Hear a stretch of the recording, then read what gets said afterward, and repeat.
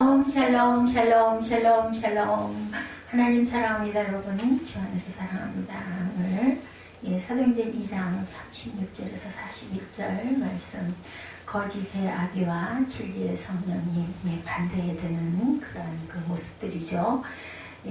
오순절에 성령께서 강림하시는 사건이 나타나 있습니다. 이 장에는 한자리에 모였던 제자들은 성령으로 충만함을 입죠. 그리고 베드로의 설교를 들으면서 마음이 찔려서 통회하고 자복하고 하나님의 그 성령의 은혜를 받습니다.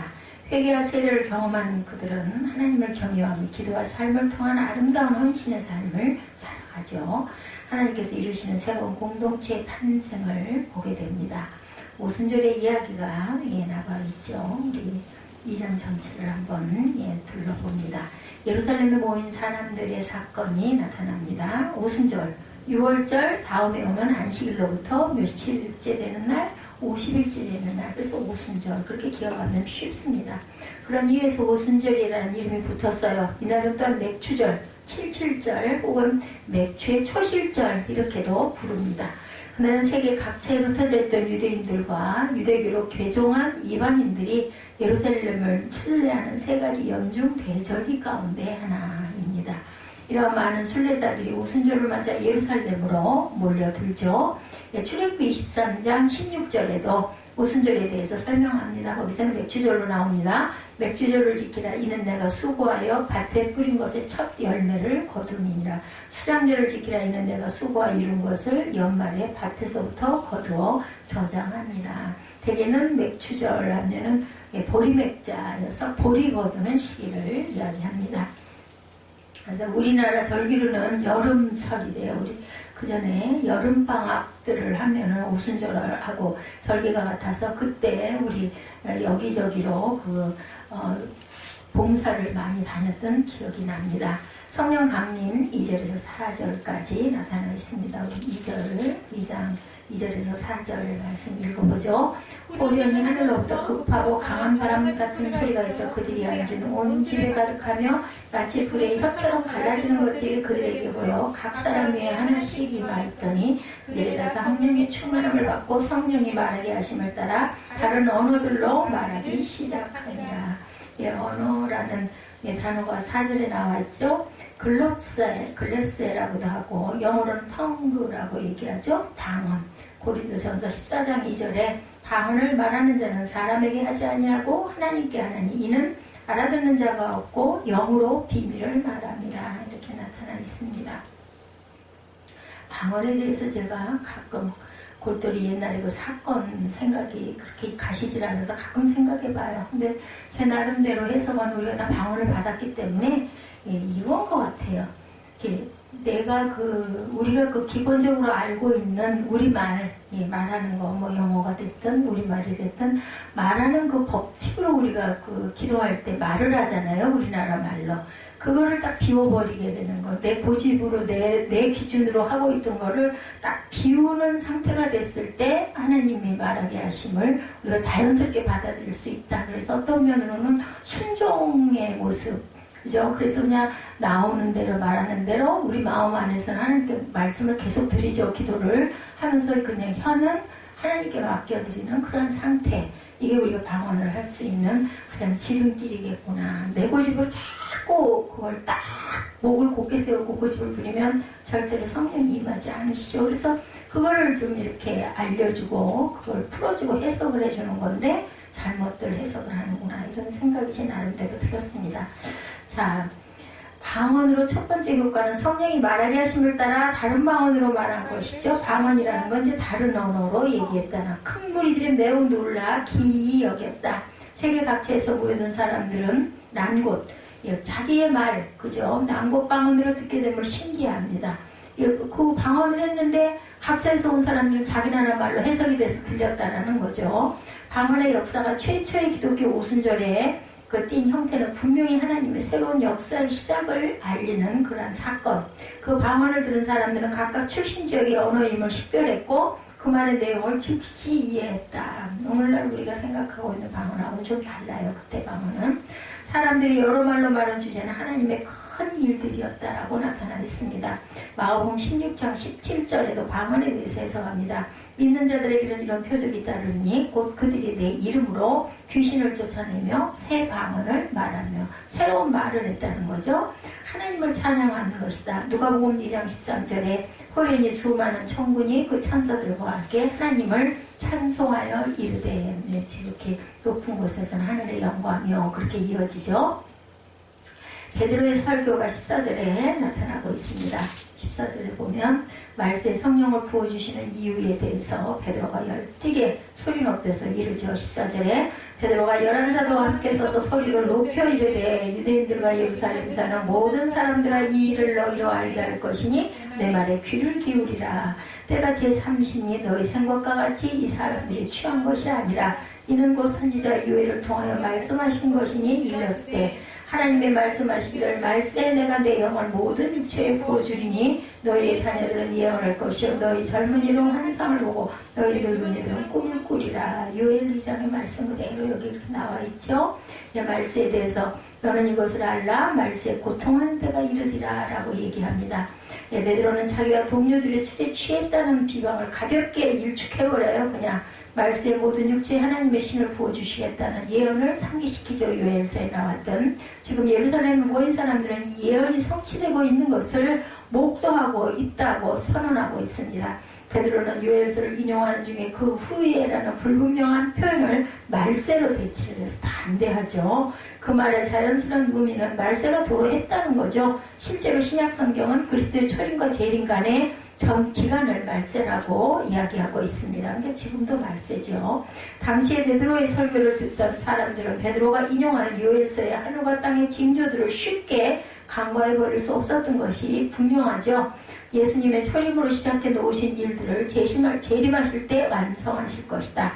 모든 육체에 부어질 성령은 그때부터 성취되기 시작하여 지금도 계속해서 완성을 향해 가고 있는 과정이죠. 또한 베드로는 성령의 새로운 시대를 열어 보이고 있습니다. 이는 나이와 성별과 계층 간의 구별이 없는 시대다. 17절에 하나님의 말씀하시기를 말세에 내가 내 영을 모든 육체에 부어주리니 너희 자녀들은 예언할 것이요 너희 젊은이들은 환상을 보고 너희 늙은이들은 꿈을 꾸리라. 그때 내가 내 영을 내 남종과 여종에게 부어주리니 그들이 예언할 것이요 또 내가 위로 하늘에서의 기사를 아래로 땅으로서의 징조를 베풀리니 곧 피와 불과 연기로다. 주의 크고 영화로운 날이 이르기 전에 해가 변하여 어두워지고 달이 변하여 피가 되리라.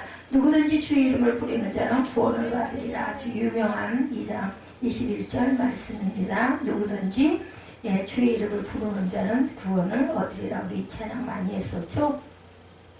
말세에 대해서 디모데후서 3장 1절에 너는 이것을 알라. 말세에 고통하는 때가 이르러라고 말씀합니다.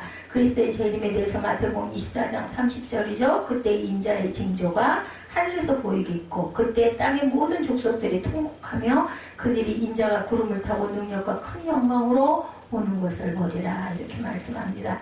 증인의 고백에 대해서 베드로는 예수님의 기적한 그 기적들은 예수님 자신을 그들에게 증거하는 하나님의 방법임을 말합니다. 베드로의 설교를 듣고 있던 사람들은 예수님의 이야기를 대략적으로 다 알고 있겠죠. 그러나 그들은 하나님께서 예수님을 죽은 자 가운데서 일으키셨다는 사실을 모르고 있어요. 부활하신 주님을 직접 배웠던 베드로와 그의 동료들은 그 사실을 증거하죠. 그래서 보면 24절에 하나님께서 그를 사망의 고통에서 풀어 살리셨으니 이는 그가 사망에 매여 있을 수 없었습니다. 다윗이 그를 가르쳐 이르되 내가 항상 내 앞에 계신 줄을 배우며 나로 요동하지 않게 하기 위하여 그이가 내 우편에 계시도다.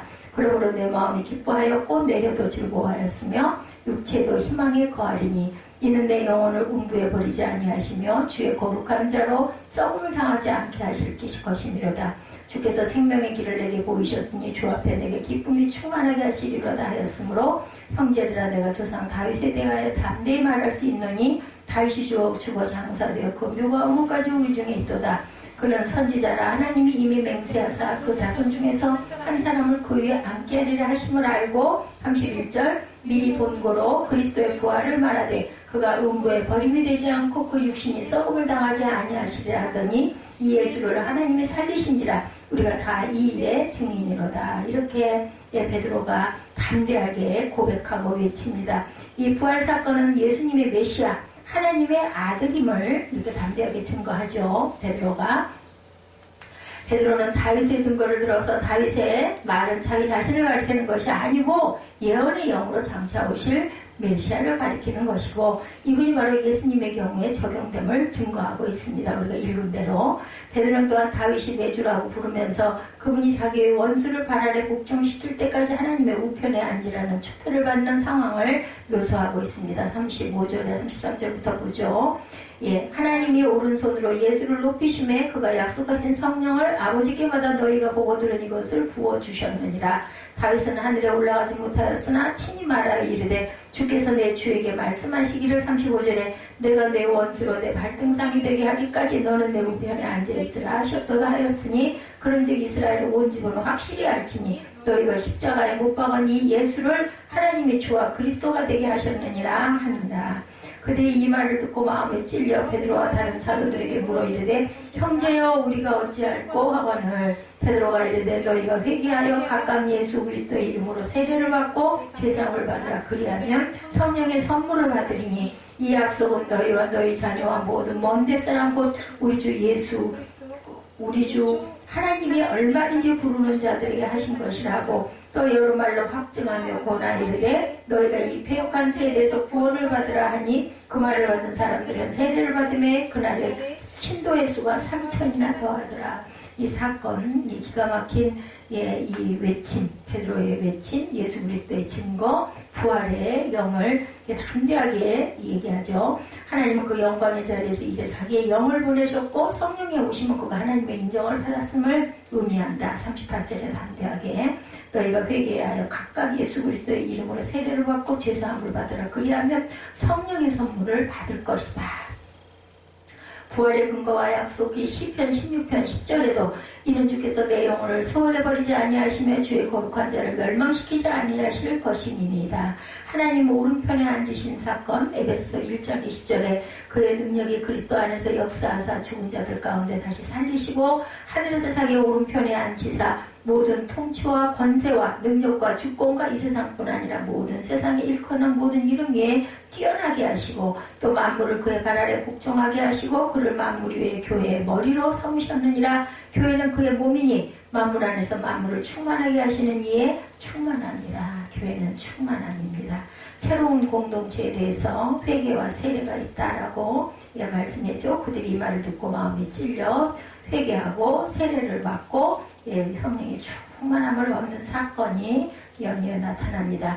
베드로의 설교를 들은 유대인들의 마음이 찔렸죠. 이는 베드로의 새로운 시각에서 예수님의 잡힘과 고난 그리고 죽음의 진술을 들은 후에 자기들이 예수님을 죽게 했으니까 그들은 메시아를 죽였다는 걸 깨닫는 거죠. 적어도 메시아를 죽게 동조한 책임이 있는 거죠. 두려움에 놀란 무리에게 베드로는 하나님의 마음을 전합니다. 하나님은 그들이 회개하고 예수 이름으로 세례를 받아 죄사함과 성령을 받게 되기를 원하신다 증거하죠. 그날 많은 사람들은 베드로의 권유를 받아들입니다. 3,000명이 복음을 믿고 세례를 받아 예수를 메시아로 고백하는 새로운 공동체가 탄생을 하죠. 회개에 대해서 누가복음 24장 47절에도 또 그의 이름으로 죄사함을 받게 하는 회개가 예루살렘에서 시작하여 모든 족속에게 전파될 것이 기록되었으니 누가복음에도 나타나죠. 누가가 사도행전을 썼기 때문에 상당히 연관관계가 좋습니다. 누가복음 24장 48절에 너희는 이 모든 일의 증인이라 이렇게 말합니다. 공동체의 삶에 대해서 우리가 너무너무 잘 아는 말씀이죠. 44절에서 47절까지 43절부터 보면 사람마다 두려워하는데 사도들로 말미암아 기사와 표적이 많이 나타나니 44절 믿는 사람이 다 함께 있어 모든 물건을 서로 통용하고 또 재산과 소유를 팔아 각 사람의 필요를 따라 주며 날마다 마음을 같이하여 성전에 모이를 힘쓰고 집에서 떡을 떼며 기쁨과 순전한 마음으로 음식을 먹고 하나님을 찬미하며 또 온 백성에게 칭송을 받으니 주께서 구원받는 사람을 날마다 더하게 하시니라. 그냥 전도는 그냥 순식간에 되겠죠. 진정한 하나님의 백성들의 모임 교회가 탄생했습니다. 이 교회는 성령과 삶을 가는 새 시대의 공동체가 되기 위해서 메시아와 함께 죽고 함께 사는 부활의 생명으로 태어났죠. 예, 성도들은 식사와 기도로 교제했고 재산을 함께 통용해요. 서로 나누죠. 이게 예, 공산당이 아주 묘하게 이런 부분을 인용을 해가지고 예, 그렇게 뭐 똑같이 나눠준다.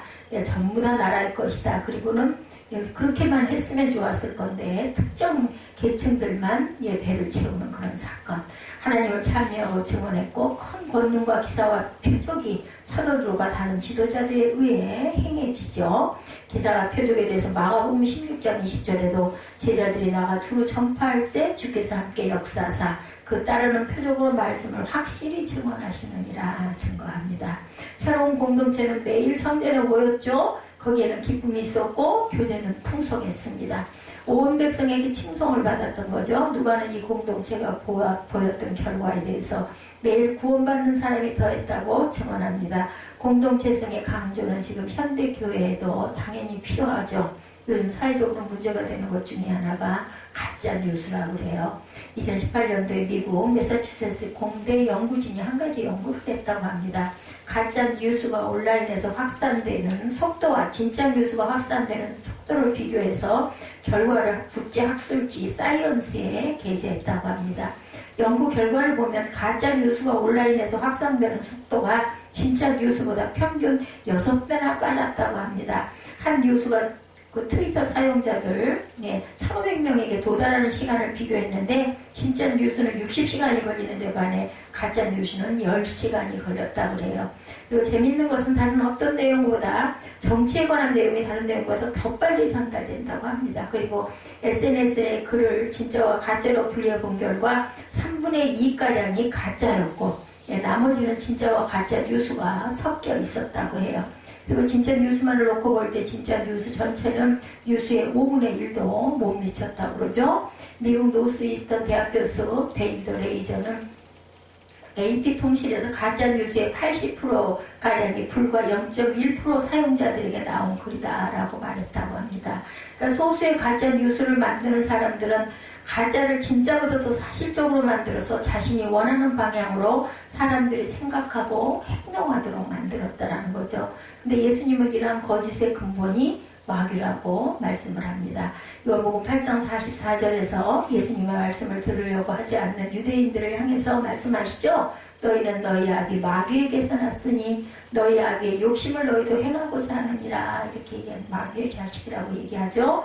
네, 저는 처음부터 살인한 자요 진리가 그 속에 없으므로 진리에 서지 못하고 거짓을 말할 때마다 제 것으로 말하는 이는 저가 거짓말장이요 거짓의 아비가 되었습니다. 사람들이 진리 가운데 살아가기를 원하지만 많은 사람들이 거짓의 아비인 마귀가 만들어 놓은 거짓에 속아서 살아가고 있는 것이 오늘날의 현실이다라는 겁니다. 근데 예수께서는 거짓이 만연한 세상 가운데서 사람들이 진리 가운데 살아갈 수 있는 길을 제시하셨는데 그것은 바로 성령님을 통해서다. 요한복음 16장 13절입니다. 그러나 진리의 성령이 오시면 그가 너희를 모든 진리 가운데로 인도하시니 그가 자의로 말하지 않고 오직 듣는 것을 말하시며 장래일을 너희에게도 알리시리라 라고 말씀했어요. 예수님은 이 세상의 마귀의 거짓 가운데 지배받고 계심을 잘 알고 계셨죠. 왜냐하면 사람에게는 하나님의 진리를 제대로 깨달을 만한 능력이 없기 때문입니다. 그래서 예수님께서는 이 땅에 진리신 성령님을 보내주셔서 사람들에게 진리를 가르치시고 인도하도록 하신 것인데 오늘 말씀에도 오순절 마을 다락방에서 성령을 받은 제자들이 하는 말들이 하는 일들이 또한 거짓에 물들어 있는 사람에게 나가 진리신 예수 그리스도를 증거하기 시작한 것이에요. 그 사건이 일어나죠. 특별히 베드로는 사람들에게 예수 그리스도를 증거하면서 또한 그들이 거짓에 속아서 저지른 죄에 대해서 고발을 합니다. 바로 죄가 없으신 메시아이신 예수 그리스도를 너희들이 십자가에 못 박았다. 그래서 SNS를 통해서 나온 연예인들의 어떤 그런 그 가십들로 인해서 막 그저 자살을 하는 사건이 일어나죠. 십자가에 못이 박힌 게 아니라 스스로가 못을 박습니다. 2000년 전뿐만 아니라 이 세상이 창조되고 그때부터 지금까지 거짓 뉴스는 마귀에 의해서 지속적으로 만들어지고 있고, 마귀의 거짓은 오늘날 우리의 사회를 지배하는 가치로 자리매김을 하고, 사람의 고귀한 생명들이 그냥 자살로 이어지는 사건들이 정말 비일비재하게 일어나고 있습니다. 그리고 마약과 여러 가지 중독에 물들게 되기도 하죠. 이러한 가운데 예수 그리스도를 믿는 성도들은 하나님의 진리의 말씀으로 거짓을 구분하고 이 땅에 하나님의 진리를 드러내는 삶을 살아가야 할 줄로 믿습니다. 오늘 말씀을 통해서 죄 없으신 예수님까지 죽일 수 있었던 마귀의 거짓은 무엇이었는지, 우리를 이용해서 다른 이들을 죽이고자 하는 마귀의 거짓이 무엇이며, 그리고 마귀의 거짓으로부터 어떻게 진리를 분별하며 진리 가운데 살아갈 수 있는지를 함께 묵상합니다. 첫 번째로 먼저 우리는 마귀가 하나님의 진리의 말씀이 이 땅에 드러나지 않도록 진리를 거짓으로 막고 있음을 알아야 하는데, 진리라고 번역된 헬라어 알레데이아라는 단어입니다. 그런데 알레데이아라는 단어의 뜻은 덮은 것을 제거하고 사실을 드러낸다라는 의미를 갖고 있습니다. 사탄은 진리를 거짓으로 덮으려고 하고, 성령님은 진리로 그 거짓을 드러내십니다. 하나님의 관심은 이 땅의 죄인들을 살리는 데 있죠. 그리고 사람들이 죄로부터 구원받을 유일한 길로 예수 그리스도라는 분이다라는 것을 알게 해주셨어요. 그죠? 드러내 주셨습니다. 너희가 진리 가운데 거하려면 예수 그리스도를 바라봐라, 믿어라, 말씀을 들어라 말씀하십니다. 오늘도 예수님의 구세주의심을 믿어서 구원받는 것이 하나님께서 주신 구원의 진리. 그래서 예수 그리스도를 구세주로 믿는 모든 이들은 하나님께서 주신 진리에 따라서 모두 구원함에 이르게 되는 줄로 우리가 믿는데, 마귀의 관심은 하나님과는 반대겠죠. 사람을 살리는 것이 아니라 죽이는 것이 목적이에요, 마귀는. 그래서 예수님은 마귀에 대해서 말씀하시기를, 마귀는 처음부터 살인한 자여 진리가 그 속에 없다 이렇게 말합니다. 마귀는 사람들이 구원받지 못하고 죽이기 위해서 예수님이 구원자라는 진리를 감추고자 합니다. 마귀는 유대인들에게 예수가 구원자가 아니라 죄인이라고 속였고, 그래서 사람들은 예수님을 십자가에 못 박아 죽이라고 선동하였고, 예수님은 결국 마귀의 거짓에 의해 십자가에 못 박혀 돌아가셨어요. 그죠? 근데 하나님이 예수 그리스도를 다시 부활시키시고 그리스도가 세상을 구원할 뿐이라는 진리를 이 세상에 확증해 주셨습니다. 오늘날 이 땅에 하나님의 진리가 마귀의 거짓에 의해서 가려지고 왜곡되고 있는데, 진리의 성령님은 하나님의 진리를 세상에 드러내는 일을 하신 분, 이걸 아셨던 거죠. 두 번째, 우리가 마귀의 거짓에 속지 않고 진리 가운데 살아가기 위해서는 진리가 오로지 하나님으로부터 오심을 깨닫고 하나님으로부터 진리를 구하는 삶을 살아야 되겠다. 마귀는 자신의 거짓으로 진리를 감추기 위해서 사람들을 사용합니다. 예수님을 십자가에 못 박아 진리를 숨기려고 할 때도 마귀는 사람을 사용해서 예수님을 십자가에 못 박으라고 소리 지르게 합니다. 군중들이. 예수님은 십자가에 못 박으라고 소리 지르는 사람들은 자신들도 모르는 사이에 마귀에게 속아서 구세주를 죽이고 결국은 진리를 가로막는 일에 동참하게 돼요. 군중심리가 막 발동을 하죠. 마귀가 진리를 가리기 위해 사용했던 방법 중 하나는 사람들을 하여금 스스로 자신이 진리를 알고 있는 것처럼 착각하게 만드는 거죠. 제자들이 성령을 받았던 오순절에 유대인들이 오순절기를 지키기 위해 예루살렘으로 모여들었어요. 오순절은 예수님이 돌아가신 6월절부터 며칠 후 50일 이후 절기죠. 오순절은 맥주절이라고 부르기도 하는데, 이는 처음 수확한 밀을 가지고 떡을 만들어 하나님께 감사드리는 제사를 드리기 위함이었습니다. 이스라엘 쪽에서는 밀이고 우리나라에서는 보리죠. 그곳에 모여있는 사람들은 50일 전 예수님의 죽음과 관련된 사람들이었죠. 오순절날 예루살렘에 모였던 이들은 50일 전 6월절에 예수라는 청년을 십자가에 못 박으러 소리 질렀던 사람들이 대부분이었다고 합니다. 관심이 있었겠죠. 그러니까 그렇게 못 박으라고 했는데 살아났다고 하니 얼마나 그 관심이 있었겠어요. 궁금해서 정말 신기해서 쫓아왔을 겁니다. 그리고 자신들의 판단과 행동이 하나님의 진리를 가리는 죄라고 절대로 생각하지 않았어요. 그런데 베드로는 그들을 향해서 말합니다.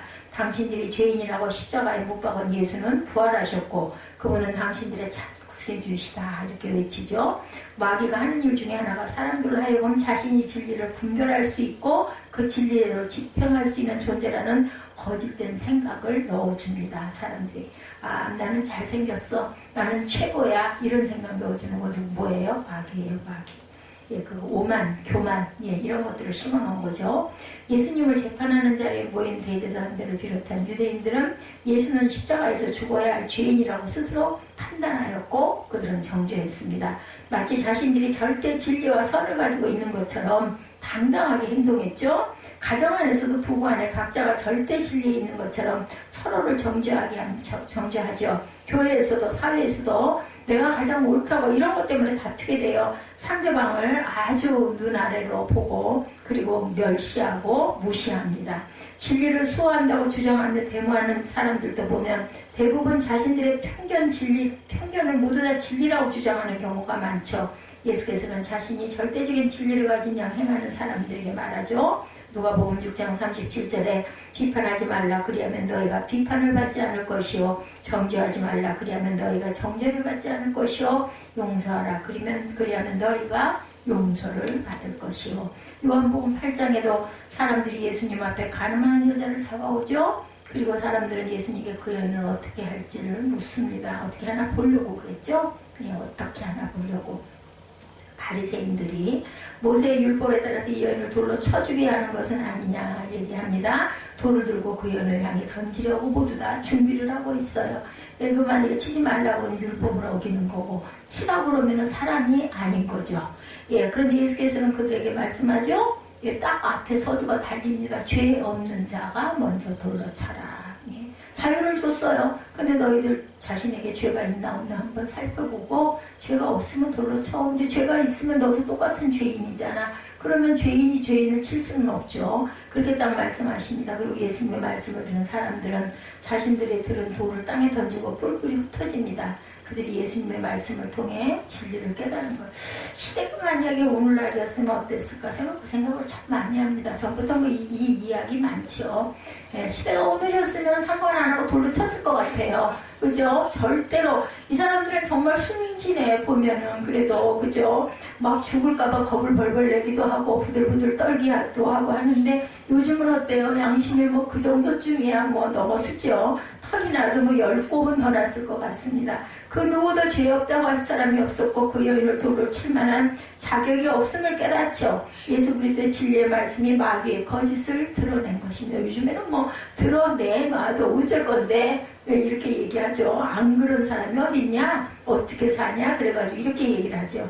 그리고 예수님도 가늠한 여인에게 나도 너를 정죄하지 아니하노니 가서 다시는 죄를 범하지 말라라고 말씀하십니다. 예수님은 다른 이들을 판단할 수 있는 하나님이심에도 불구하고 그렇게 하지 않으셨죠. 도리어 용서하십니다. 마귀가 주는 거짓 중에 하나는 내가 생각하는 것이 옳고 진리고 그것에 따라 다른 사람을 정죄할 수 있다는 거죠. 돌을 던질 수 있는 자격이 있다는 겁니다. 그러한 속임에 빠진 사람들이 예수님까지 십자가에 못 박았어요. 그렇지만 예수께서는 주시는 진리의 말씀은 사람으로서 다른 이들을 정죄할 만한 진리와 선함도 없다라고 말씀하시죠. 때로 우리는 다른 사람을 쉽게 판단하고 정죄하곤 합니다. 내 생각이 마치 진리고 옳은 것처럼 생각하고 다른 이들을 정죄합니다. 그렇지만 예수님은 이러한 행동이 진리에 근거한 것이 아니라고 말씀합니다. 사람은 다른 이들에 대해서 판단할 수 있는 존재도 아니고 더욱이 그 판단으로 다른 이를 정죄하고 집행할 자격이 없다고 말씀합니다. 도리어 예수님은 상대방의 허물을 볼 때 그것을 덮어주고 용서하라고 말씀을 하시죠. 상대방의 연약함을 볼 때 그것을 업신여기지 말고 도리어 불쌍히 여기며 도우라고 말씀합니다. 마귀의 거짓에 속은 자들은 사람들을 자신의 생각에 따라 판단하고 정죄하며 상처를 주며 낙심을 시킵니다. 그래서 예수 그리스도의 진리 가운데 있는 이들은 상대방을 격려하고 살리려고 스스로를 죽이는 삶을 살아갑니다. 이게 사탄과 성령이 다른 점이에요. 성령은 살리는 것을 계속 알려주세요. 제가 요즘에 경험하는 부분들도 그래요. 오늘 아침 같은 경우도 시편 109편이 그렇게 특별한 감동이 오는 그런 내용도 아니었는데도 불구하고 그 109편의 말씀을 통해서 어떻게 대처해 나가야 할 것인가라는 것을 딱 알려주시는 그 성령의 음성, 마음을 주시는 거죠. 뭐라고 말씀을 하시는 게 아니라 이런 것을 봤을 때 우리가 살아갈 수 있는 부분에 어떻게 해야 될 것인지 지표를 항상 방향을 알려주시고 깨닫게 해주시고 마음에 그것이 꼭 내가 바라는 것이 아니라 할지라도 그것을 거기에서 거꾸로져서 죽을 것을 너는 죽을 거야 이게 아니라 너희들이 이렇게 해야 살아 이렇게 해야 땅을 차지해 이렇게 극복해야 돼 이런 말씀을 해주시는 거죠. 성령의 음성입니다. 이제 우리가 마귀의 거짓에 속지 않게 해야 할 일은 진리를 구하는 삶을 살아야 되겠다. 예수께서는 요한복음 14장 26절에서 보혜사 곧 아버지께서 내 이름으로 보내실 성령 그가 너에게 모든 것을 가르치시고 내가 너에게 말한 모든 것을 생각나게 하시리라. 성경 구절을 그냥 읽으면 거기에서 딱 답이 보여요. 그게 성령이 하시는 일입니다. 진리의 성령께서 하시는 일 중에 하나가 예수 그리스도의 말씀을 생각나게 생각이 안 나면 읽다 보면 깨달아 알게 하시고 그것이 내가 자포자기하고 무너지는 그런 그 결과를 주시는 게 아니라 우리가 정말 원하지 않지만 이 고난을 이 어려운 고비를 이 터널을 너희들 겁내고 놀라고 막 염려하고 네 방법대로 하려고 하지 말고 죽으면 죽으리라 하고 그것을 통과해야 된다. 통과할 수 있다. 그러면 결과는 승리가 이어질 것이다 라는 말씀을 주신다라는 거죠. 이게 바로 성령이 마귀와 다른 점입니다.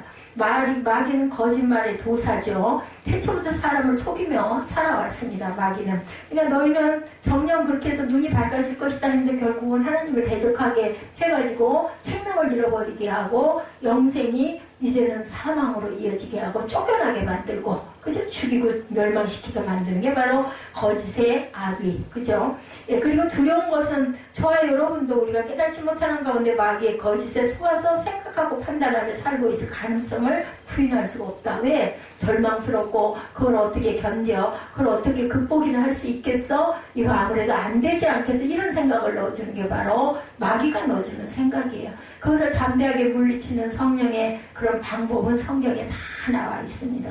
뭐 성경에 연결이 안 되는 성경은 하나도 없다고 생각합니다. 우리 마음밭에 따라서 성경을 읽다 보면 정답이 다 나와 있어요. 정말 성경 66권은 답안지예요. 우리 인생의 답안지. 저는 그렇게 생각합니다.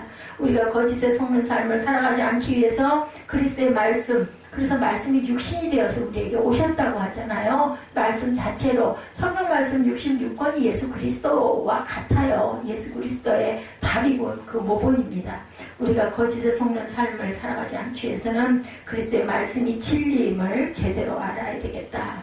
우리 사무엘이 아주 아빠가 아주 지혜 소리를 해서 아주 그냥 아주 귀에 딱지가 않고 아주 지겹다고 무슨 지혜를 얘기를 했는지 모르지만 지혜보다는 진리의 말씀 속에 우리가 거해야 되겠죠. 진리의 말씀은 사람의 말이 아니라 하나님의 말씀이 진리의 말씀입니다.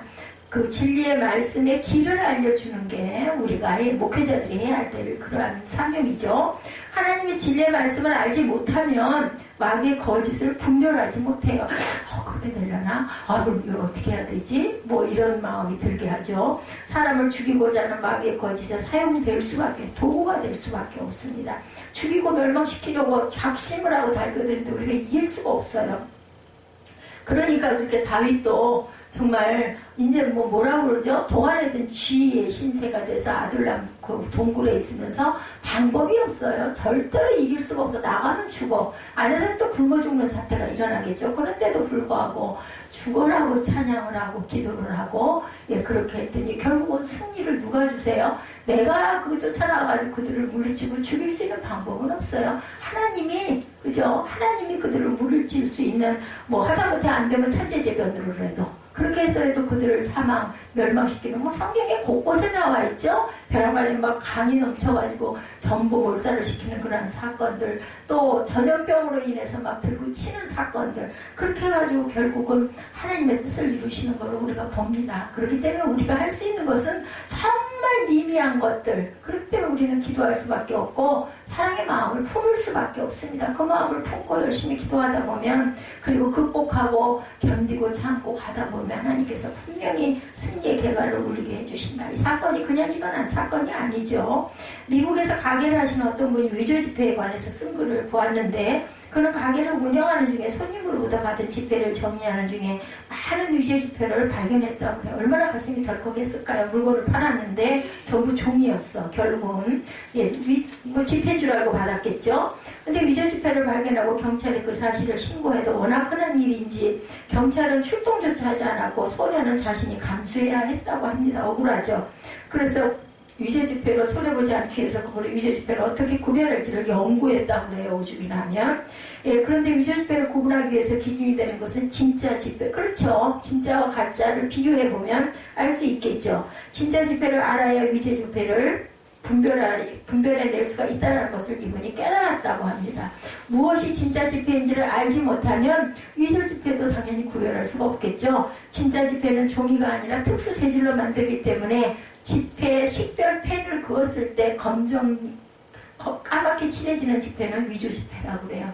그 칠해지지를 않는다고 그러네요. 진짜 지폐를 햇빛에 비치면 그림이 없는 빈 공간에 그 지폐에 해당하는 사람의 얼굴이 나오기 때문에 햇빛에 비쳤을 때 사람이 얼굴이 나오거나 지폐에 액면과 다른 인물의 얼굴이 나오면 위조 지폐라는 거를 이 사람은 연구를 해서 알았다는 거죠.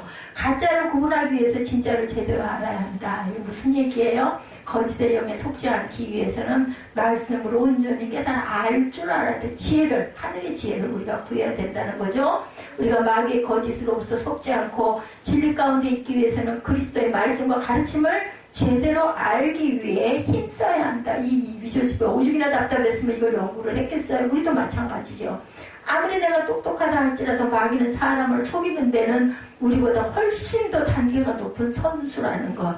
태초부터 사람만을 속이고 살아왔으니 아무리 똑똑한 사람이라도 마귀의 거짓으로부터 진리를 지켜낼 수가 없습니다.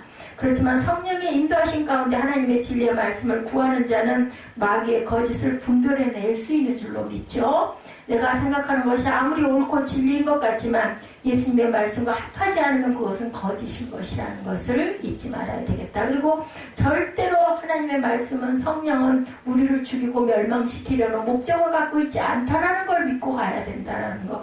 아무리 바보 같은 짓을 하라고 한다 할지라도 그 속에 답은 분명한 승리라는 것을 절대 잊지 말아야 되겠다.